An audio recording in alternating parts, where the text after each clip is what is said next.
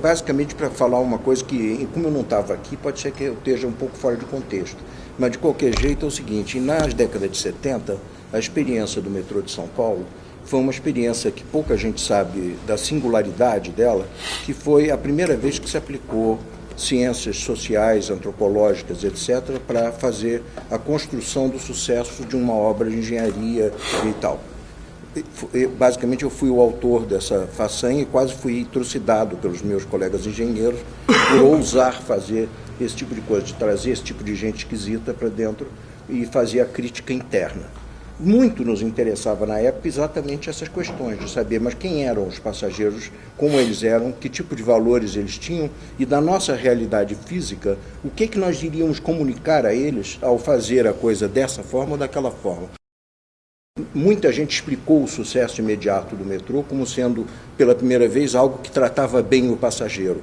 E isso é uma forma extremamente simplista da questão. A questão foi que o metrô deu aos passageiros a sensação de ter subido de estado social. Quer dizer, o passageiro que vinha da rua na classe D, ao entrar no metrô, ele passava a ser uma pessoa da classe C. Quer dizer, o que nós estávamos fazendo não era meramente transporte. Nós estamos vestindo as pessoas com uma nova roupa e elas se viam perante os demais passageiros como tendo possibilidade de ocultar a sua verdadeira classe social. O curioso dessa história é que isso foi o principal responsável pelo chamado, entre aspas, bom comportamento das pessoas. Quer dizer, elas saíam da Estação da Luz, o pessoal ferroviário dizia, eles vão destruir o metrô. E atravessavam a rua, entravam no metrô e não destruíam. Aí as pessoas dizem, porque vocês tratam ela muito bem e tal coisa. Não, é porque elas eram outras pessoas. O que acontecia a seguir é que ele procurava descobrir nas experiências dele como era essa classe, para ele poder também representar. Ele era um ator de teatro. Então ele estava vestido com roupa de alguma coisa, feito uma escola de samba, vestido de príncipe, e ele precisava descobrir como os príncipes se comportavam. E na fantasia dele, os príncipes, a classe A, B, etc., se comportavam muito melhor do que de fato ela se comportava.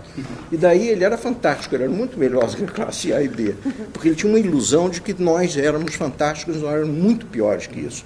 Mas ele não podia correr riscos, de forma que ele exagerava. Então, esse fenômeno todo é um fenômeno que eu vejo hoje em dia em um monte de coisa, inclusive nessa questão da casa. Quer dizer, a casa não é meramente... A partir do momento que o cara está ascendendo, nota bem todas as ansiedades que essas pessoas têm.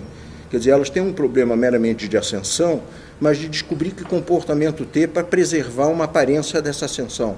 E como são essas pessoas que elas agora são, e que tipo de casa as pessoas devem ter, e etc. E, portanto, a casa, como o metrô, é uma roupa. Quer dizer, é uma coisa que elas vestem, e que elas vestem, infelizmente, para duas coisas. Uma, para reafirmar isso que elas conquistaram, quer dizer, para preservar essa conquista, mas o infelizmente que eu digo é que também para excluir outros dessa conquista, ou seja, eles são, também têm um fenômeno igual aos outros, de procurar subir sobre as costas dos outros. Quer dizer, este indivíduo tem que ficar mais baixo do que eu para eu poder me sentir mais alto, né? E, infelizmente, existe também esse mecanismo. Eu tenho estudado a classe C com a finalidade, inclusive, de estudar o valor do celular, que é uma das coisas mais definidoras, junto com o tênis, é uma das maiores definidores de classe C. Né? É o problema do celular. É impressionante o problema do celular. E o que eu tenho descoberto muitas vezes é que, eles são semelhantes à classe que eles estão ascendendo. E eles têm alguns valores próprios. Mas nada disso é muito estável. Quer dizer, ainda é difícil.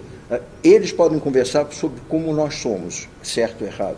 Nós estaríamos conversando sobre uma coisa em transição, que ainda não está formada. E por isso, justamente, o grande valor seria conseguir que não fosse pela exclusão dos demais. Alexandre, Nabil, mas alguém está inscrito nesta rodada? E Jorge, desculpa.